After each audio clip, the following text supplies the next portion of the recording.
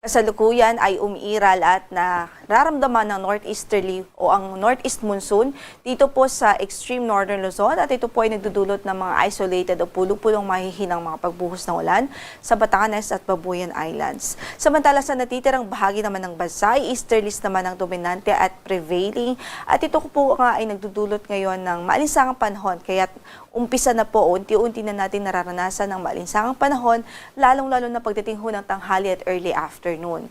At dahil itong easterlies generally ay may dala po itong mas madaming moisture, kung kaya't nagdudulot din po ito ng mga pag-ulan ngayon sa ilang bahagi ng bansa, particular dito sa northeastern section ng Caraga region. Wala rin po tayong bagyo na minomonitor ngayon sa loob ng ating area of responsibility. At least in the next 2 to 3 days, wala po tayong inaasahan. Pero mas maganda po ay patuloy na magdaway sa magiging update ng pag-asa sakaling magkaroon ho ng significant changes at sakaling may makita po tayong posibilidad na mabuong LPA o weather disturbance. Sa kasalukuyan ay inaasahan pa rin natin ang isolated na mahihinang pagbuhos ng ulan o bahagyang maulap hanggang sa maulap na papawirin at may mapulupulong mahihinang pag-ulan dito sa Batanes at Babuyan Islands. Yan ay direktang epekto ng northeast monsoon. Samantala sa natitirang bahagi ng Luzon, including Metro Manila, bahagyang maulap hanggang sa maulap ang papawirin at kung may mga pag-ulan man ay daglian lamang po ito, mga isolated cases at mga localized thunderstorms po ito.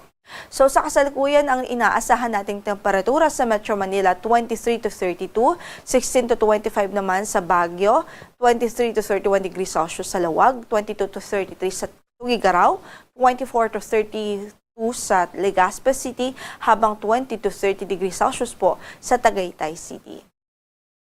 Samantala, dito nga po sa Surigao del Norte, Surigao del Sur at maging sa Dinagat Islands, asahan pa rin ho natin ang maulap na papawirin at mataas na tsansa ng mga kalat-kalat na pagulan at pagkidlat bagkulog dahil sa direktang epekto ng easterlies. But for the rest of Visayas, for the rest of Mindanao at sa buong Kabisayaan, asahan natin ang bahagyang maulap hanggang sa maulap na papawirin.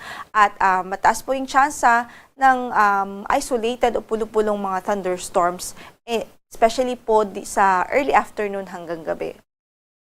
Sa kasalukuyan ng ating temperatura sa Tacloban, 25 to 31 degrees Celsius ang inaasahang magiging agwat sa maghapong ito. Sa Cagayan de Oro naman ay 25 to 31 degrees Celsius, 25 to 33 sa Davao City. Sa Zamboanga naman ay 25 to 33 degrees Celsius, 25 to 32 sa Cebu.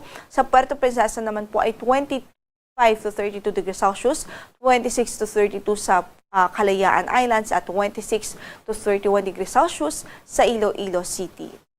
Wala rin po tayong gale warning ngayon na nakataas na namang bahagi ng ating mga baybaying dagat. Banayad hanggang sa katamtaman na magiging pag-alon na ating karagatan. Although pinag-iingat pa rin natin ang ating mga kababayan dito sa extreme northern Luzon kung saan ay posible po ang maalong kondisyon ng karagatan dahil pa rin sa pag-iral ng northeast monsoon.